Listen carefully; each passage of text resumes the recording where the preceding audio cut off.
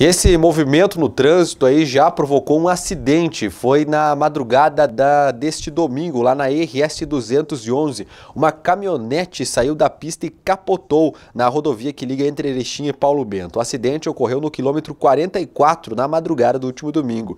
De acordo com o motorista, ele perdeu o controle em uma curva e, ao sair da pista e capotar várias vezes, parou após colidir em duas árvores. Apesar da gravidade dessa batida, o condutor não ficou ferido.